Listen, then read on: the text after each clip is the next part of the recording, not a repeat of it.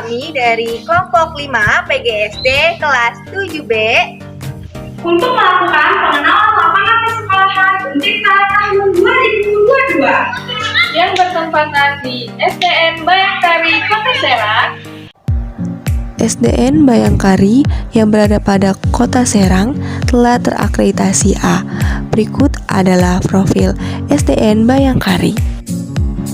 Pada sekolah Bayangkari terdapat greenhouse,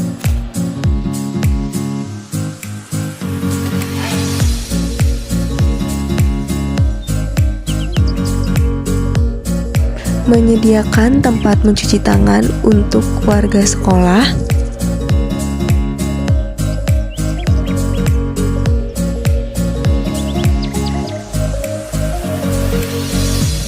terdapat visi dan misi SDN Bayangkari yang berada pada samping ruang kepala sekolah.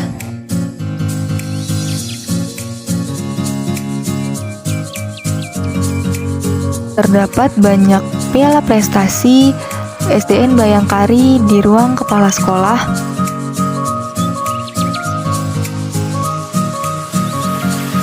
Memiliki ruang kelas yang rapi dan tertata.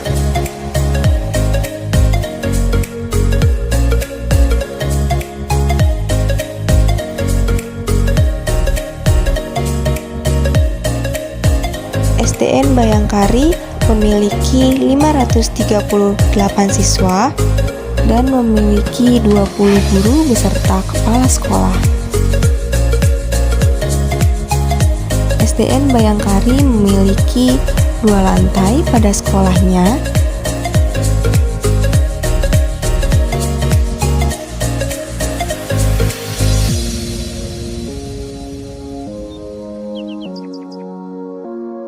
SDN Bayangkari memiliki 14 kelas,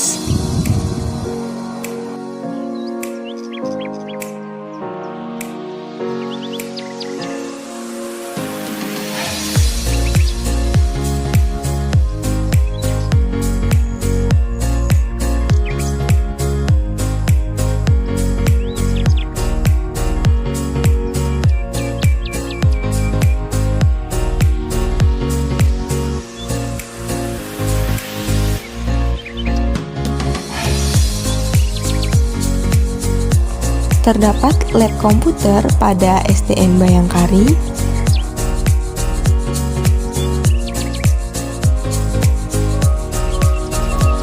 Terdapat lapangan yang luas dan SDN Bayangkari memiliki luas tanah sekitar 700 meter.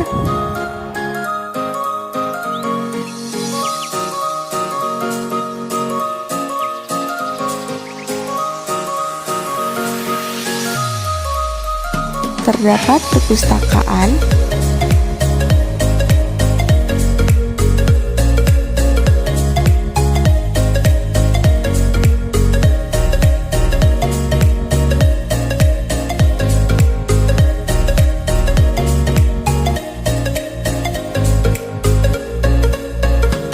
dan terdapat musola.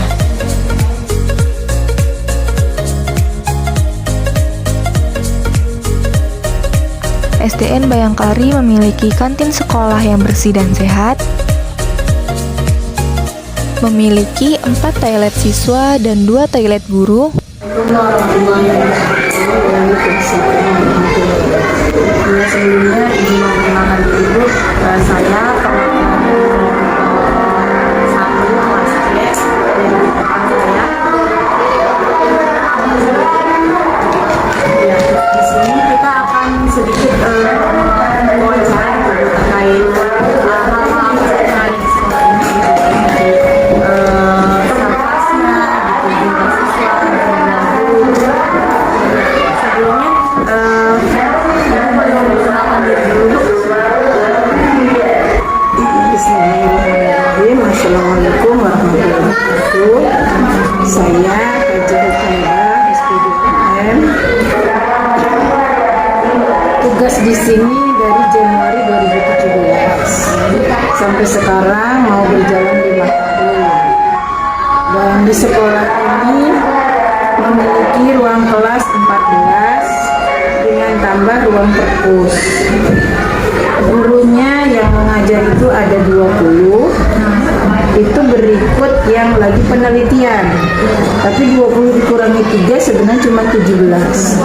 Ditambah ibu sama penjaga 3, jadi semuanya 20. Keseluruhan. Nah, luas tanah di sekolah ini hanya 700-an dan memiliki kamar mandi itu untuk anak itu 4, guru itu di pojok sana ada 1, di sini ada 2 untuk guru. Dan prestasi yang dimiliki oleh SD Bayangkari itu dari tahun ke tahun selalu ada, entah itu tingkat kota, tingkat provinsi atau tingkat nasional. Dan alhamdulillah itu sebuah prestasi yang memang sangat kami banggakan, karena jujur kami memiliki guru-guru yang handal, yang siap terjun mengorbankan waktu dan tenaga dan juga pikiran untuk anak-anak Bayangkari. Ya, kalau untuk jumlah murid itu sendiri ada berapa? Jumlah siswanya 538. Kalau untuk cara penerimaan mahasiswa barunya itu seperti apa, Bu? Siswa baru. Iya, maaf, Bu. Tadi kan mahasiswa. Ya, siswa baru kami melalui PPDB. PPDB-nya ini pelaksananya nunggu instruksi dari dinas atau dinas pendidikan. Kami tidak menerima siswa selain dari aturan. Jadi kalau aturannya misalkan tanggal 5 Juli, kan biasa kita di bulan Juli, hanya tanggalnya saja mungkin takut nggak tepat ya. Nah, yaitu hari itu, baik itu bisa secara online atau secara on di sini langsung luring offline gitu. Pokoknya semuanya ikutin aturan dinas. Iya. Tapi ada kayak itu nggak, Bu? Misalkan harus dites dulu gitu. Kalau dites mah enggak, cuman karena pengalaman dari tahun ke tahun kita mendapatkan murid yang berkebutuhan khusus. Akhirnya ya enggak menerima, karena gurunya nggak mau, karena memang kita bukan sekolah inklusi. Ada sih sekolah lain yang memang ada kelas inklusinya. Kalau kita tidak, tetapi kita juga nggak bisa menolak, hanya kita arahkan. Gak boleh kita nolak, tetapi kalau diarahkan dan minta pengertian dari orang tua murid, insya Allah hanya mereka pindah. Ada yang memaksakan diri, tolong aja si ibu boleh, tapi nanti ibu jangan pulang selama anaknya ada di sekolah.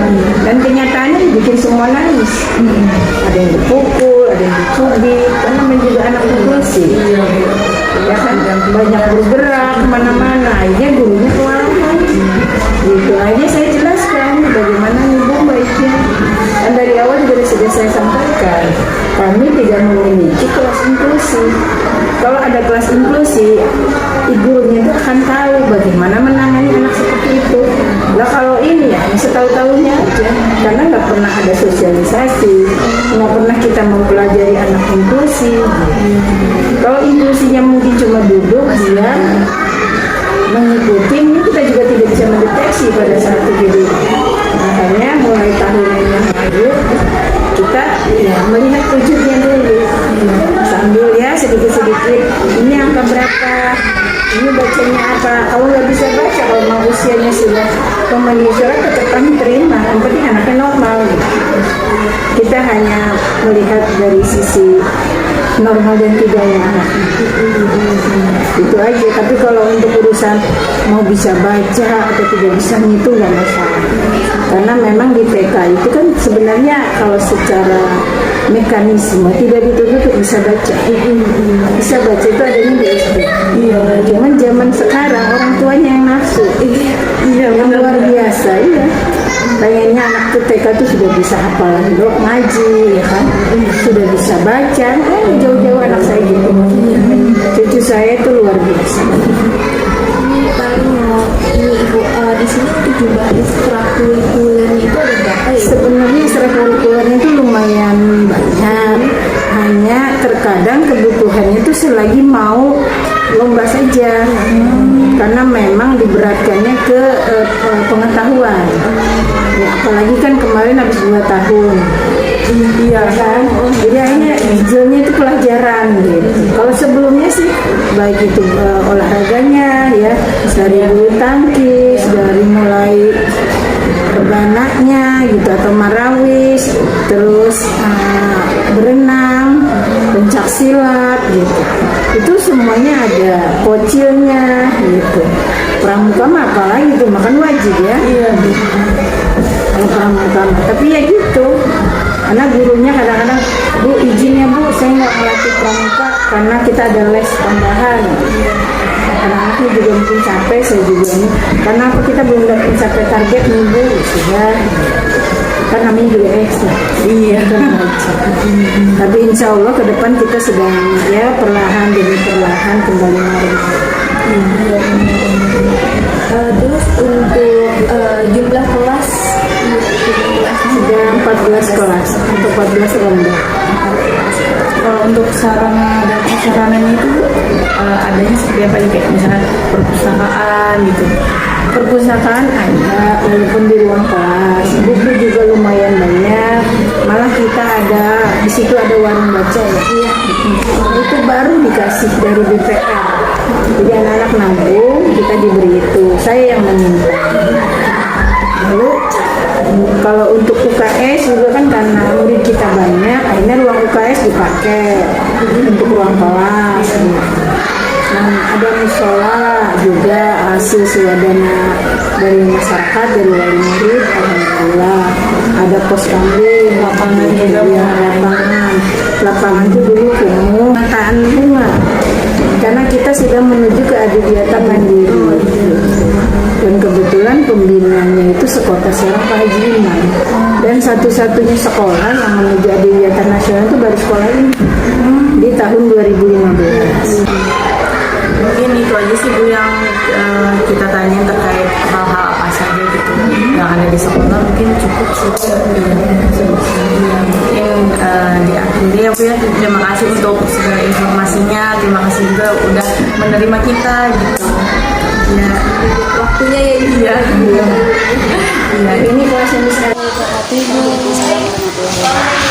Sebelumnya izin memperkenalkan diri, kami dari kelompok 5 mahasiswa PLP Untirta tahun 2022. Saya Mega Ramayanti mewakili kelompok kami izin bertanya terkait tentang kurikulum yang berlaku di SDN Bayangkari. Tentang kurikulum ya? Iya, kan di 2022 ada kurikulum baru ya, di tahun kurikulum Merdeka. Kalau di SD Bayangkari sendiri itu menerapkan 2 kurikulum. Enggak di SD Bayangkari aja, seluruh Kota Serang ya, karena ini kan baru ya kurikulum Merdeka. Jadi untuk kelas 1 dan kelas 4 itu pakainya kurikulum Merdeka.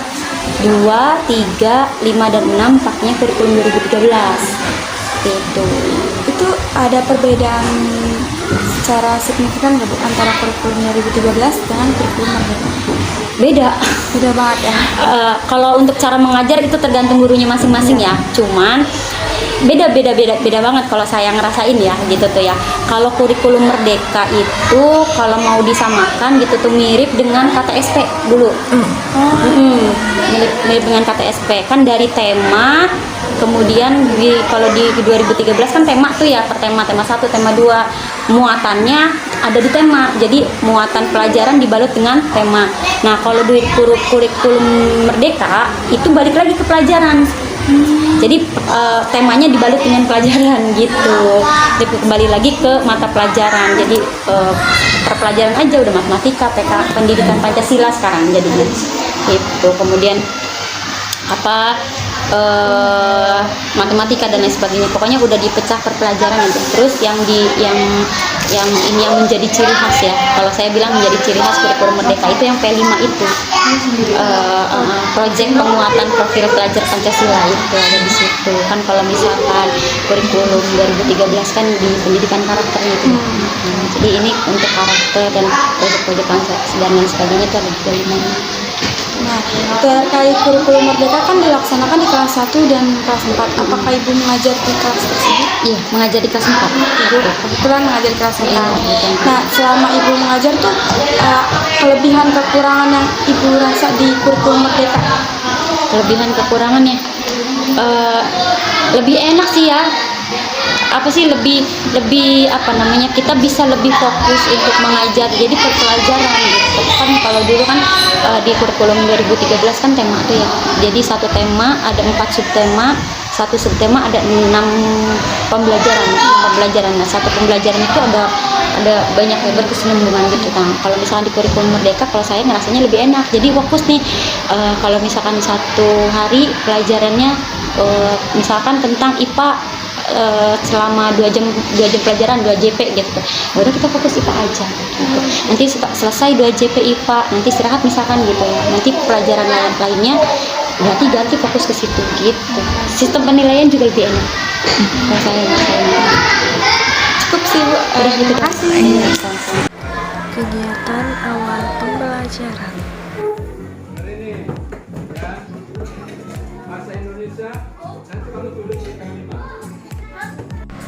Kegiatan inti pembelajaran.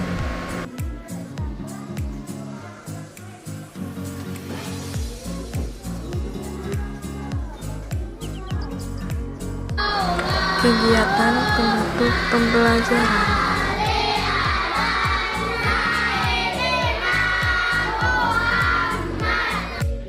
Adapun kegiatan ekstrakurikuler terdiri dari beraneka ragam.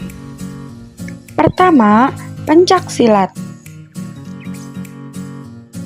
Kedua, paskibra. 3, polisi cilik. 4, pramuka.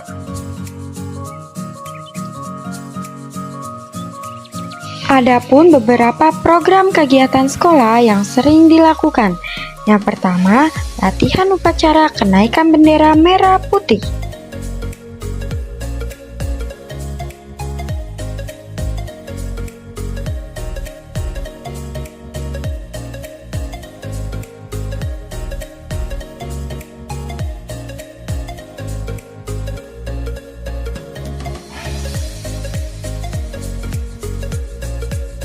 Selanjutnya, kegiatan kultum yang dilakukan setiap Jumat pagi.